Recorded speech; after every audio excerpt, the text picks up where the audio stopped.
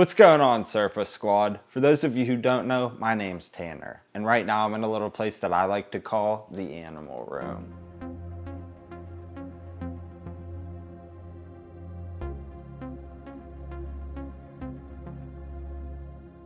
It's a space that I've designed and built specifically for one of my many passions in life, nature. I can't believe it's been 2 years since we did a full tour of everything. A lot has changed since then, and I cannot wait to share it with you today. Real quick before we get started, and something that I'll elaborate on later. My goal here is to continually provide better for the animals that I already have, as well as the development and excellence of animal husbandry. What you're about to see is decades in the making and didn't happen overnight. Join me as we take a journey through the Animal Room. I designed this room with functionality and aesthetics that make enclosures the focus. A year ago, with a lot of elbow grease, I transformed a completely bare block wall basement into what you see today. I was very deliberate about how the green walls accentuate the custom-built cabinetry, which is framed by the faux slate tiles beneath and the black ceiling above. It's still a work in progress, but this is the most built-out section of the room. However, many of the setups and the layout will be changing soon.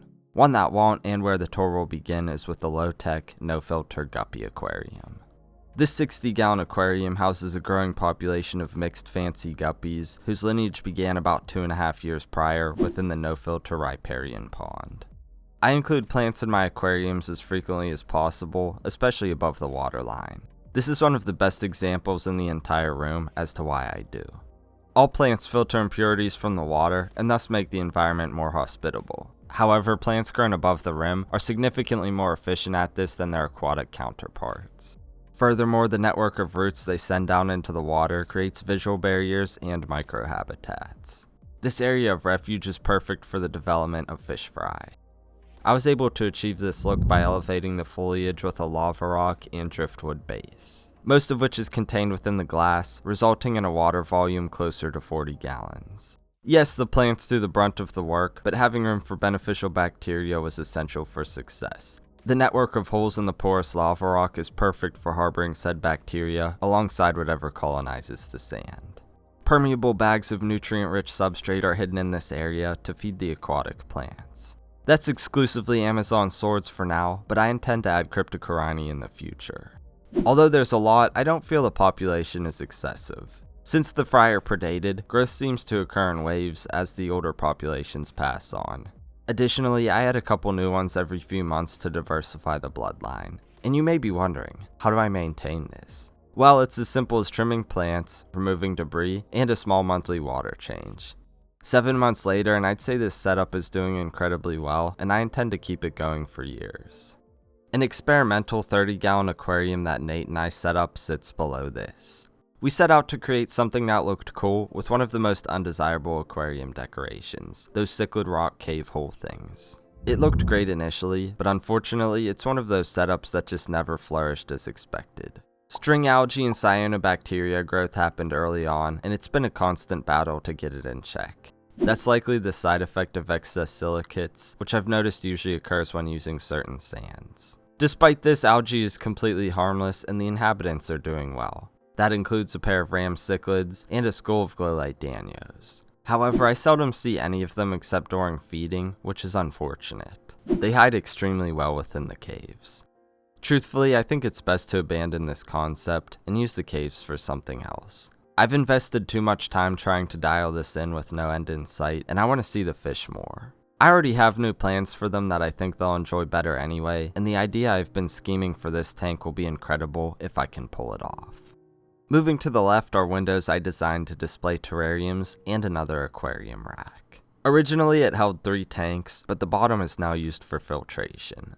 Above this is a tank designed to house a gang of silly little frogs. At just over an inch long, these African dwarf frogs are full grown. Although small, they come with big personalities. They're perceptive and know exactly when I'm in their space. They swim around trying to get my attention for food, which often devolves into bickering.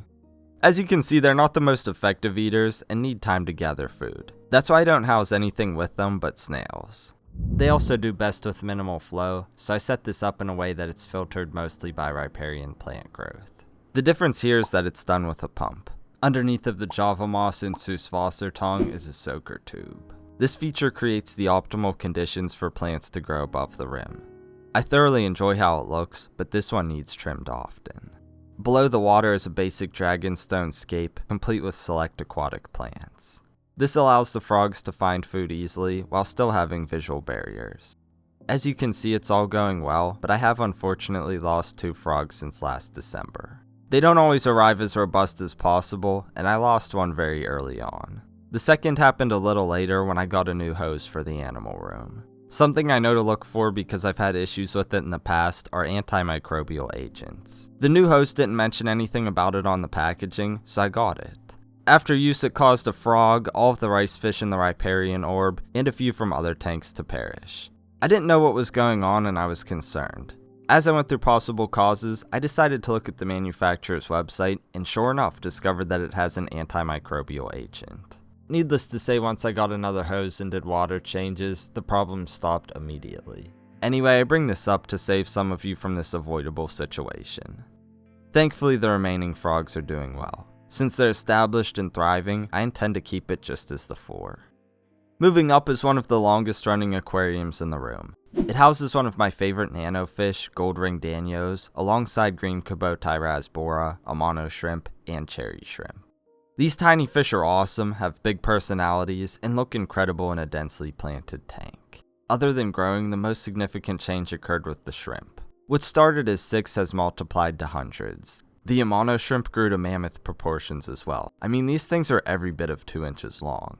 As I've discussed recently, this tank has been up since early 2020 and is near the end of its life. The aqua soil under the sand which feeds the plants has degraded into a fine powder, staghorn algae has taken hold, and its glory days are in the past. I knew I'd replace it eventually with something larger and more elaborate. However, since the aquarium is so seasoned, I didn't want to move the inhabitants until their new one on the rack to the left had time to do the same.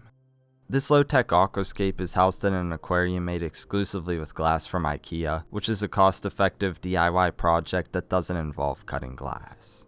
Anyway, this setup is intended to encapsulate the same aesthetic as the other tank, with a few modifications that should allow the aquarium to last beyond 4 years.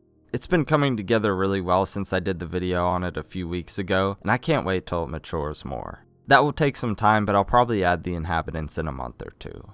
Another IKEA aquarium will sit below this to round out the quad tank setup.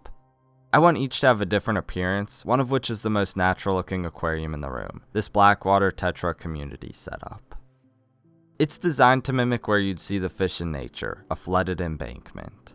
I pulled this off by combining riparian plant growth with a mix of various driftwood types and a water area filled with leaf litter, twigs, and botanicals.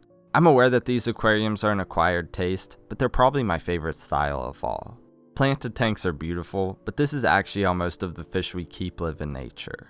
Furthermore, obscured visibility from tannin-rich water tends to make skittish fish more content. These tannins also display more vivid colors in the fish and provide various health benefits. Although many remain, including blue tetras, ember tetras, x-ray tetras, brilliant rasbora, exclamation point rasbora, and pork chop rasbora, this setup suffered from the hose issue. You may be surprised to hear that there's upwards of 30 fish in here right now, because you rarely see them all at once. The space behind the cork bark, concealed by plant roots and other elements, allows more shy fish like the exclamation point rasbora to remain hidden. I try to hide filtration as best as possible with these, and this was a good spot for that. I originally used an internal filter which kept giving me issues, so I swapped it to a hang-on back filter. At this point, the plants alone would be sufficient, but this helps add water movement the fish enjoy. With this setup, and really all of the others, the plants greatly decrease the need for water changes. I generally do those every other week, or once a month. Although not naturalistic by any means, the same is true for the next aquarium. This is the refined version of a concept I explored the previous year, a setup designed to look like a cave full of glowing crystals. This rendition is better suited for the black neon tetras it houses. They're doing well and have even bred, but I believe this is the only baby that's made it to adolescence. Like the Blackwater tank, you don't typically see them all at once because they hide behind the hardscape. However, it's cool to see them schooling together when they do. The same is true for the banjo catfish and amano shrimp, which I rarely see. A later addition that snuck in with other fish I bought was a peacock gudgeon. I figured it would be perfect in this tank, but I'll have to get some others eventually. The prominent feature here are of course the crystals. They're real quartz attached to submersible lights. Combining lava rock with spiderwood made hiding them and the filter easy. I peppered these with epiphytic plants that have all done well, except for the Java fern, which I generally don't succeed with. I knew the roots from the plant growth above would also tie into this. That's why I used spiderwood. I think the two will create awesome cohesion as the tank develops. Additionally, the plants up top are simply sandwiched in filter sponge and behind the rocks. I think this is one of the easiest ways to create riparian plant growth if it's something you'd like to explore. Together, all of the elements here make for one of the most unique aquariums in the entire room. Much of this next area is subject to change very soon. Up top is a vintage metaframe aquarium that's over 60 years old. I found it in someone's trash many years ago and refurbished it from the ground up. It began with the small filter which broke early on. In the year and a half since, this has been a no-filter aquarium. It stays pretty clean because of the minimal bioload produced by the Phoenix rasbora. They're true nano species that do well in tiny setups with dense foliage, and the smallest full-grown fish I currently have. Additionally, all of the scuds I moved into this tank do an incredible job breaking things down. They're constantly sifting through, but I often find shredded foliage at the top because there are so many. I guess the benefit to that though is I don't need to trim the tank often. To its left is a setup that I thoroughly enjoy, the rubber ducky Isopod Vivarium. These little roly-polies have a face that looks just like a rubber ducky, don't you think? This custom-built front-opening vivarium features an environment I designed to mimic the limestone caves they're naturally from. I partitioned off a pump in the back that sends water over the face of the stones, creating a drip feature. This helps maintain the wet conditions these isopods prefer. However, I rarely see them except for occasionally at night. They spend most of their time in the substrate under the leaf litter. That's why I took the time to make this setup as elaborate as I did, but I don't intend to keep it running much longer. I plan to rebuild this on a much larger scale and move my entire colony of duckies into it. I believe that would produce the best results. I'm debating whether it's worth sharing in a video or if I should do it in my spare time since it will essentially be the same project. What do you think? Another custom-built invertebrate tank to its left houses blue death feigning beetles. These silly little beetles bebop around a landscape that loosely mimics the desert they're from. The feature mountain range is made from pagoda stone and excavator clay. From a cleanup crew to plants, it features a full bioactive process. Although I don't water it often, to stop it from becoming too saturated, I've hidden a vent pipe in the rockwork, which allows water to evaporate from the system. You may notice that a lot has changed in the past year. A few succulents didn't thrive, and have been replaced by cacti from the desert oasis. That setup did great until I moved it from the studio table about a month later. Something on the inside must have shifted, and it began leaking out everywhere. Unfortunately, the repair process would have been involved. I figured it was best to discontinue its use, move whatever I could elsewhere, and save the rest for other builds. Of course, the cacti were right at home here. Once the beetles dug under this rock, I haven't seen them all together nearly as much now. I don't know what happens in there, but your guess is as good as mine. Unfortunately though, one of them passed away, and this is what remains. Anyway, I love having these beetles around, and they're a great introductory invert to show to people who typically don't like this sort of thing. The 15-gallon setup below houses Wasabi, the samurai Betta. However, it only actually holds 12 gallons because I dropped the water level low enough that he couldn't jump out. This hybrid aquarium is meant to resemble a flooded forest. The H-shaped piece of driftwood in the middle, which I found in the woods years earlier, inspired the entire project. Combining this with other natural elements made for an intriguing design with a good footprint for a Betta if you ask me. For me, botanicals in a Betta tank are also a prerequisite. Although I don't keep long fin varieties anymore, the humic acids they release greatly reduce the risk of fin rot. With that, you'll notice that Wasabi's fins aren't in the best shape these days. Unfortunately, I think he's nearing the end of his life. I've kept many Bettas and the same stuff always tends to happen. They become lethargic, less responsive, stop making bubble nests, and the fins often become ragged. He's about 3 years old now, which would line up. It's always sad to see because Bettas are so personable and beautiful, but not the most long-lived. Either way, I'll let him live out the rest of his days in here. To his right is another experimental build I thoroughly enjoy, the Ancient Ruins Paludarium. This custom-built tank features something truly unique, a statue that's been overtaken by the jungle after being abandoned many years ago. Water runs through its mouth and plants have taken over. That's the story I wanted to tell at least. In actuality, I carved a face and hands out of clay that I cast in aquarium-safe resin to recreate the look of a statue. From there, strategically placed hardscape, and plants did the rest of the work. I enjoyed the aged look of everything, and I think it came together well. One of the star plants is the immersed growth water wisteria. Of course, the rabbitfoot ferns also look great with their fuzzy little rhizomes. The trickling water is fed through a pump in the back, which serves the role of gentle surface agitation. This is ideal for the endlers who call the waters below home. What began as a few fish has multiplied significantly. Luckily, they stay small because this is only about 10 gallons of water. The crypts have done their thing, but few aquatic plants have lasted. I don't think there was enough light or nutrients to keep them going. That's okay though, because the plants above the rim are holding down the fort and keeping the water super clean. Other than being mindful of not sucking up fish during maintenance, this is one of the easiest tanks to maintain. A tiny water change here or there is all that's required besides trimming the plants. I'll keep this going until I revisit the concept on a larger scale. I think I could do so much more with it, but the limitation of a small tank definitely held it back to a degree. To its right is yet another Paludarium, and this one is built around the 1 million subscriber play button. The button is mounted on the back of the glass and framed in with a lava rock and spiderwood structure. The opposing formations are each built around columns that house pumps. These allow water to trickle over the porous stones and thus create a great growing surface for moss. The wall on the left has grown exceptionally well. It's mainly composed of Java moss, but thread moss, which I never added, has worked its way in as well, along with Süßwassertongue that's grown up from the water feature. The other looks better now, but there was a period when the pump malfunctioned and it all dried up. It's pretty much all thread moss as well. Below the water you can see all that Süßwassertongue I mentioned before, which serves as a refuge for fish fry. They rarely reach adulthood, but there's a few in here right now that are probably too big to be eaten and should survive.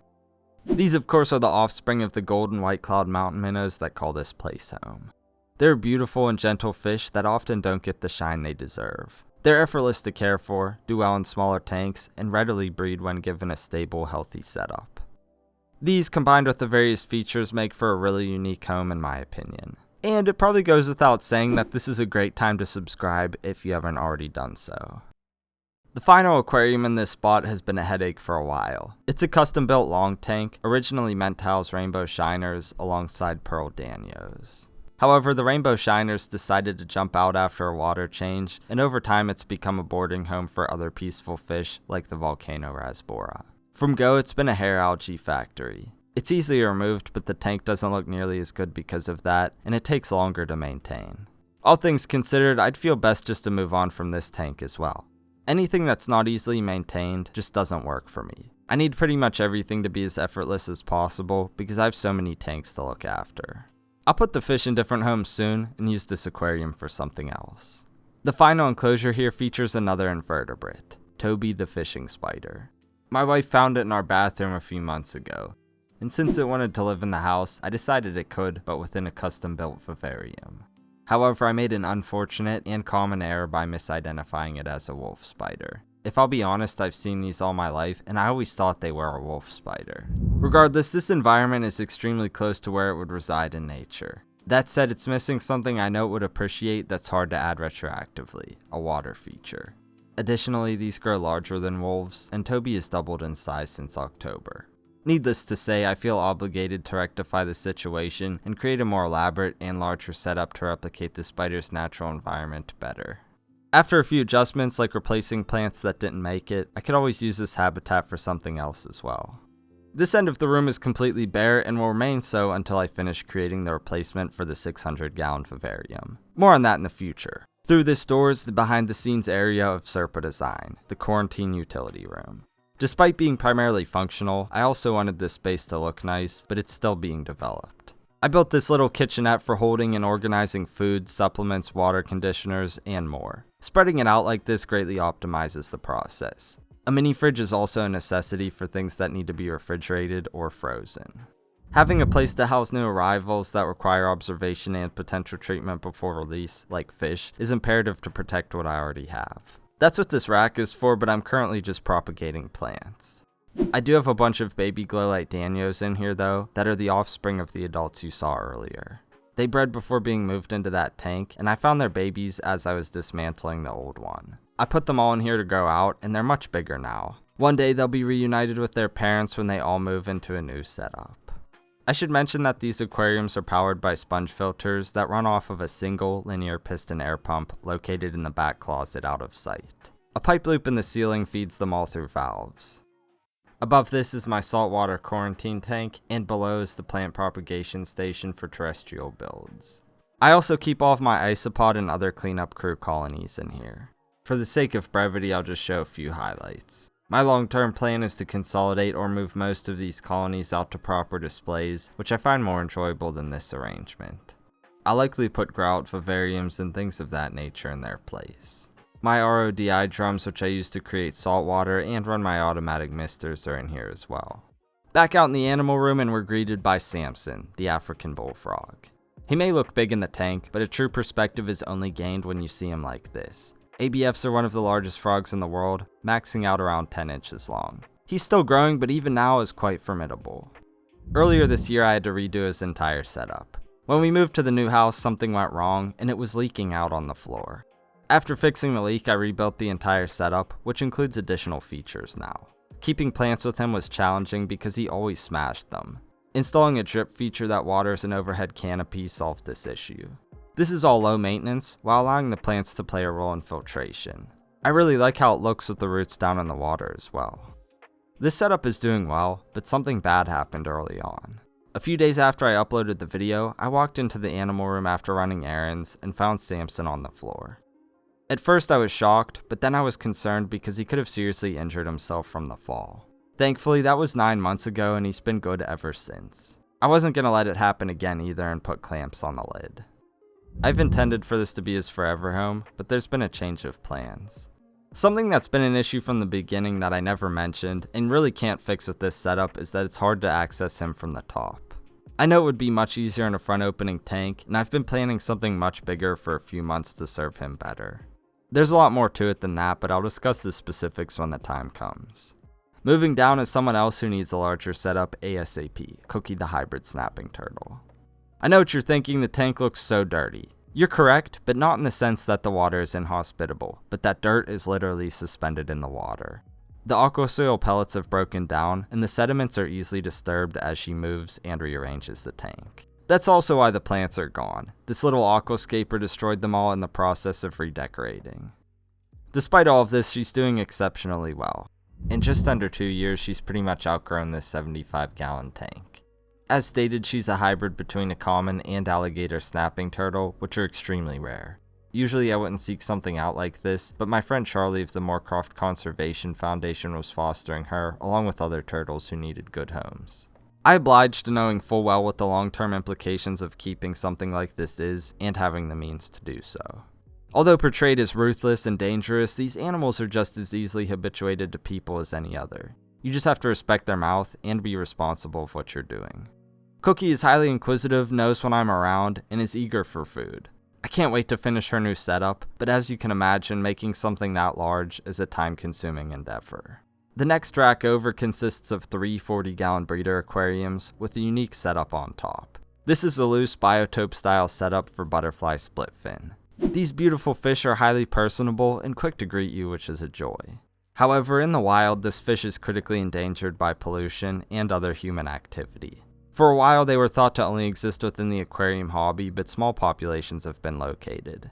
Although you typically won't see them at your LFS, they're relatively accessible within the aquarium trade and exclusively captive bred, which is a plus.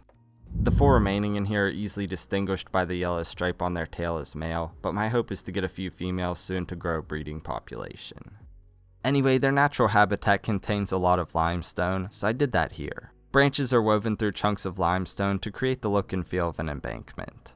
At one point it also included hornwort, which didn't last, and this isn't even the original scape.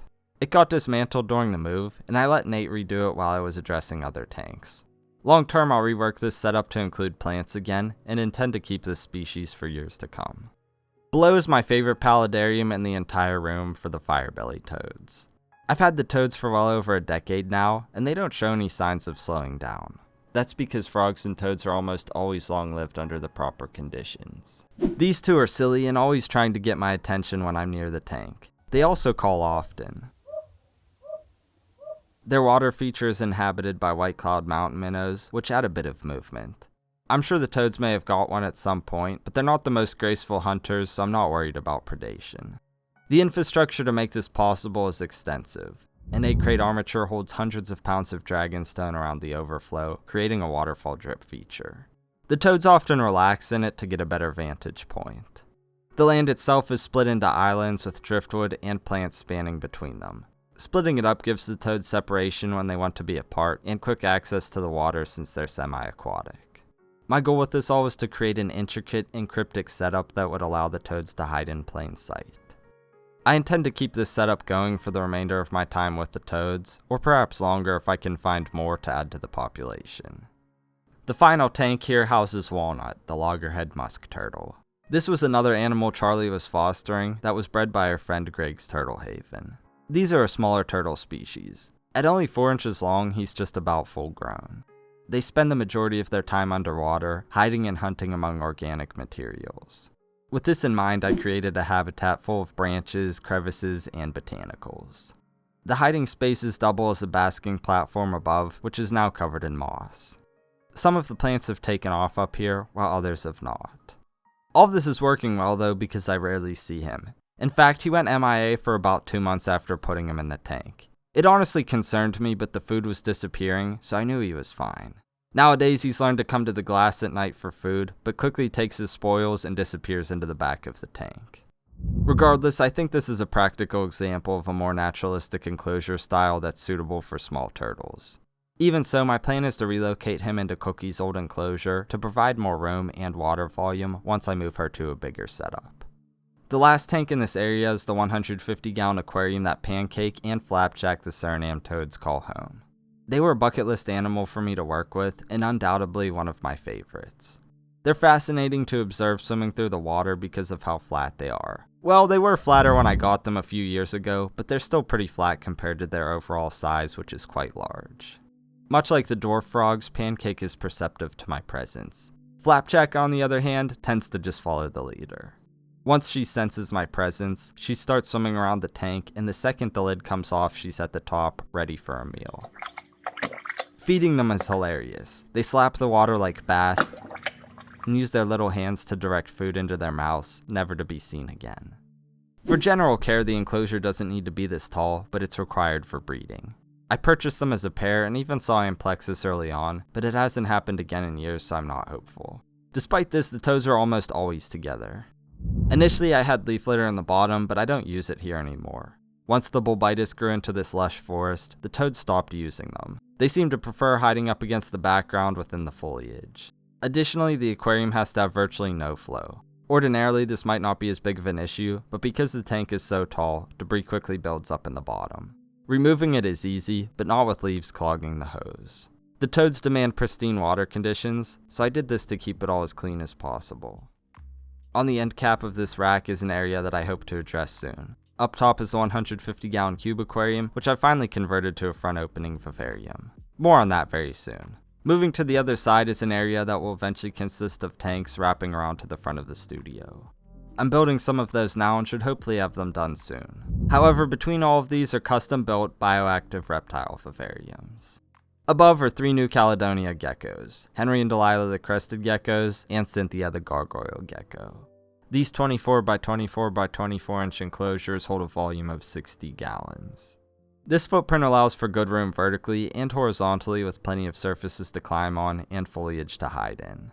I adopted Henry, the first of the 3, almost 9 years ago from a family who couldn't care for him. We've built an interesting bond over the years. Hey, buddy.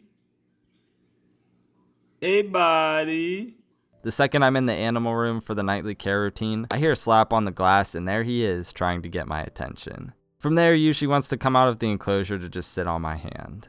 He and the others primarily eat a gecko fruit paste served in compostable bowls. Once finished, I bury these under the leaf litter to help feed the vast colonies of isopods that keep these vivariums clean. Delilah is gentle and the only one who wasn't adopted. Although she doesn't mind me, she's not nearly as receptive as Henry. She'll never come to me like he does, but that's okay. I'm happy to let her relax on the branch. Unlike the crested geckos, Cynthia is essentially feral. She received virtually no human interaction for 5 years before being under my care. She's always been unhandleable, but I can at least be near her now without her fleeing, which is progress. When I made these habitats, I did my best to recreate the canopy feel. That's possible with this size, but it can become a challenge with taller plants that require frequent pruning. The new animal room has something going for it that the old one didn't: height. I built these all as tall as possible, but I could go even taller now. These animals will likely be around for another decade or two, so I intend to move them one final time, but that's not an immediate priority. Below them is a 210-gallon plywood vivarium that houses Houdini, the blotched king snake. He's the oldest animal in the room at 15 years old. He's been in this setup for a while, but I redid it earlier this year to provide better. The faux rockwork is arranged so that the space above and below is all usable. Of course, the setup is all fully bioactive with a cleanup crew and live plants. Maintaining this is much easier and more rewarding than a traditional reptile setup. I just have to spot clean to remove urates and scrub the water bowl, which I'll add isn't dirty. The epoxy I used to seal it got discolored when it cured. In most cases, keeping a snake or any reptile in an elaborate setup like this is the way to go. It allows Dean to go wherever he wants and when. If he wants to be hot and bask, he can go up high. If he wants to feel secure, he can hide in one of the many crevices. Or if he needs more belly heat, he'll go to the slate pile, which has been absorbing heat all day. I think you see what I'm trying to say. The goal should be to facilitate the broadest range of natural behaviors as possible and give the animals options as to what they can do. By doing this, respecting boundaries and providing the best care I can, I end up with receptive animals who in some capacity I believe understand we're in this together. Although this is the animal room, it's also where I work. I recently finished building out this area, which includes many useful features. I added organized storage within custom cabinetry for my hardscape materials, which are essential for creating habitats as you've seen thus far. I also have various bins full of building materials, raw materials, and other items that are part of this process. There are other miscellaneous items like the Scape Dojo, a trash can, and solutions for tools. All of this is framed around a wooden accent wall and lights to create a unique space that feels different from the rest of the room. I'll continue building out this area further with other cool features as the room develops. An area that can be easily overlooked is the bathroom. Water is vital to my work, so I included a large slop sink with a threaded hookup for the hose. Of course, I had to put an aquarium in here as well. I always wanted a fish tank in the wall, and this was the best place because of the utility closet where I keep the hose. Here you can see how the 10-gallon aquarium is supported by a 2x4 stand and the wall studs. It also holds the canister filter, which is attached to the tank via bulkheads. The layout is simple and comprises a single branch and a few stones. It houses emerald dwarf rasbora, which are incredibly shy. The yellow sakura shrimp are usually out and about though, and they're massive. I'll admit that this tank is challenging to maintain and doesn't look as good as it could, especially with all the algae. I think I'll try to dial it in for a little longer, but most likely I'll swap it out with something lower maintenance.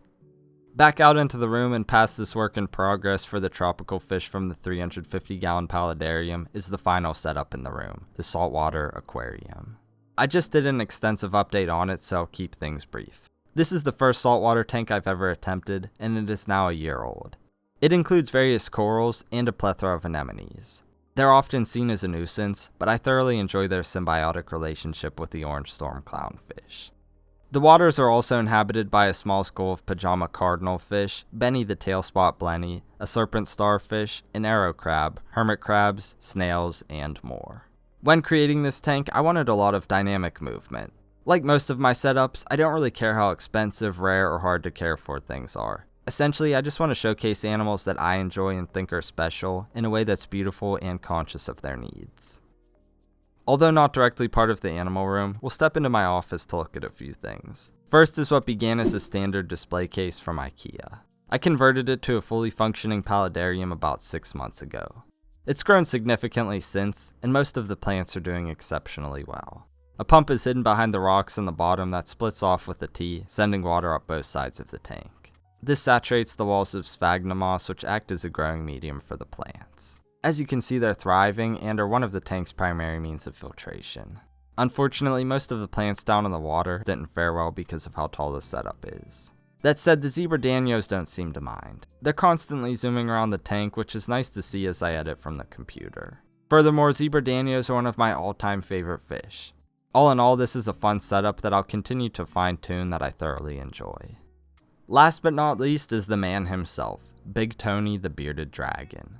The story of how I got him is totally random, but to keep things short, I was at the pet store and somebody walked up to me and asked if I wanted him. Needless to say, I accepted. He arrived chunky with a kinked tail, missing a toe, and living in a 40-gallon breeder tank, which is far too small for an adult dragon. Now he lives in a custom-built, fully bioactive, naturalistic 318-gallon PVC vivarium. I've included many climbing spaces, crevices, hides, and more at various levels within the setup so he has options. Being a bioactive setup, it also includes a cleanup crew and plants.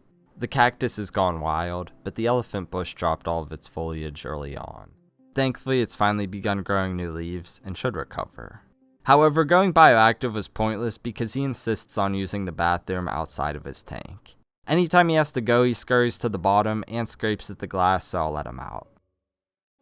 Then he finds a spot he likes and lets it rip.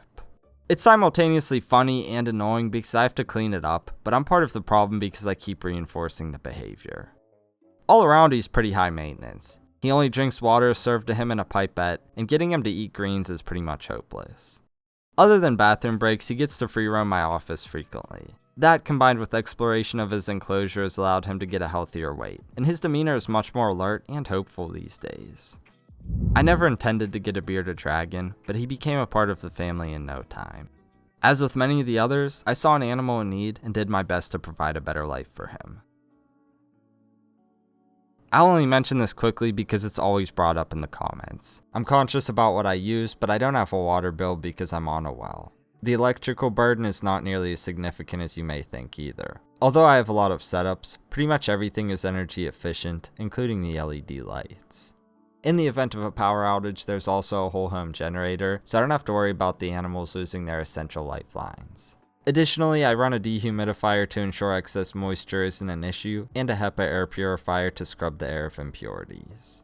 I spend about 15 minutes each day feeding, watering, and providing general care for everything. I do more in-depth maintenance every other week or monthly, like water changes. That takes roughly 1 to 2 hours to complete, unless I'm being particular. That might sound like a lot, but most people apparently spend more time scrolling on their phones per day. Plus, it's something I enjoy doing that brings value to my life.